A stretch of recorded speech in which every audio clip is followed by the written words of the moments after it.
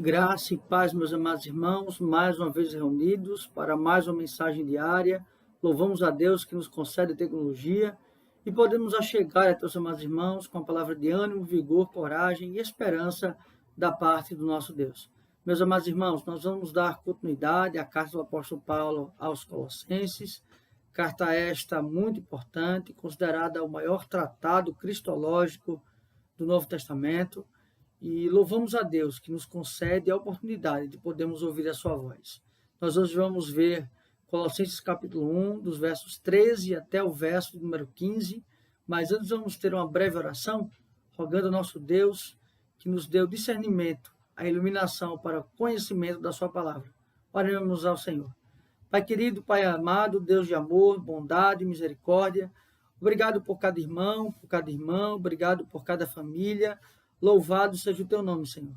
Ó Pai, nesse instante nos dá o discernimento, conhecimento da tua palavra, para que possamos entender qual seja a boa, perfeita e agradável vontade do Senhor. Ó Pai, sabemos que somos fracos, pecadores e carecemos do Senhor, ó Pai. Nos faz compreender essa verdade, em nome de Cristo nós oramos. Amém. Meus amados irmãos, esta carta do apóstolo Paulo, ela vem sobretudo para combater uma heresia acerca da pessoa e da obra de Cristo. E agora ele vai chegar numa porção, numa perícope do texto, que vai tratar especificamente da pessoa de Cristo e da sua obra. A partir do verso 13 até o verso número 23, nós vamos ter uma parte cristológica muito importante nesta carta. Mas para hoje vamos ver apenas os versos 13 até o verso de número 15, que assim nos diz: Ele nos libertou do império das trevas e nos transportou para o reino do Filho do seu amor. Aqui então ele fala acerca de Deus. Deus monta uma operação resgate para trazer o homem à sua presença, para que o homem seja reconciliado com ele.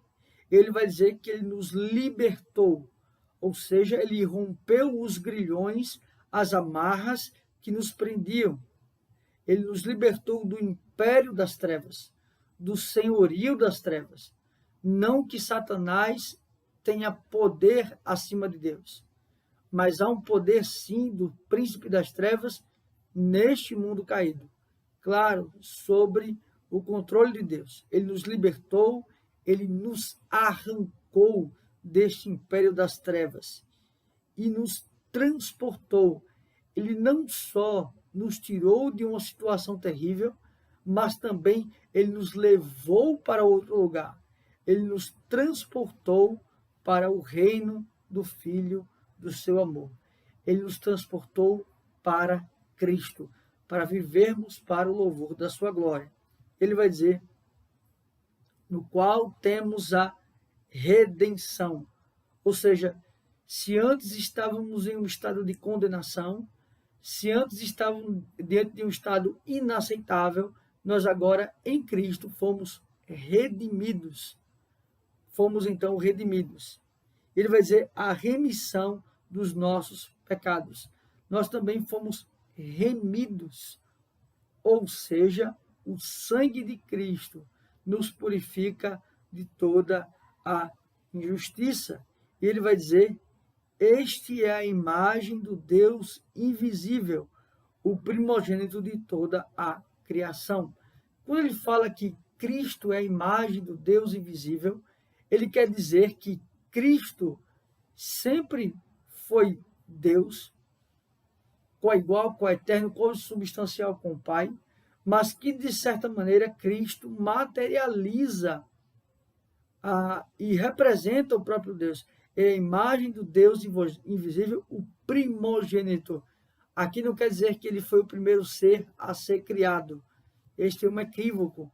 Mas aqui quer nos dizer que ele tem a primazia de todas as coisas. Ele tem a primazia de toda a criação. Pois nele, ou seja, nele, foram criadas todas as coisas, quer nos céus, quer sobre a terra. Ou seja, nele, ele é a fonte da criação, as visíveis e as invisíveis, sejam tronos, sejam soberanias, quer principados, quer potestades, tudo foi criado por meio dele. ele também é instrumento dessa criação, por meio dele e para ele. Ou seja, o propósito de todas as coisas serem criadas é para o louvor da glória do próprio Cristo.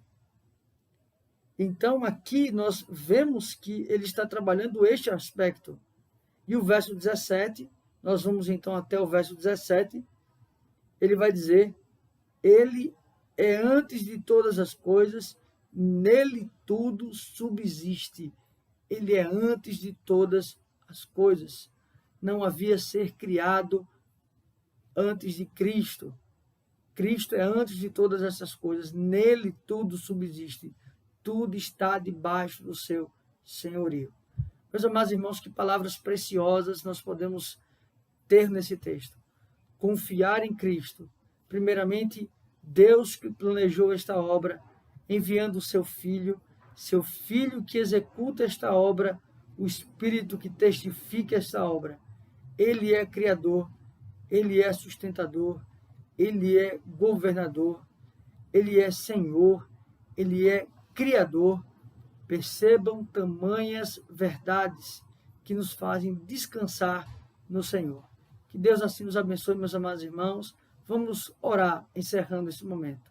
Pai querido, Pai amado, obrigado a Deus por essas verdades. Obrigado, Senhor, porque o Senhor tem nos ensinado através da Tua palavra. Abençoa cada família, cada irmão, cada irmã. Nos dá, Senhor, cada vez mais o descanso na Tua palavra. É assim que nós oramos, em nome de Cristo. Nós já agradecemos. Amém. Que Deus assim os abençoe, meus amados irmãos.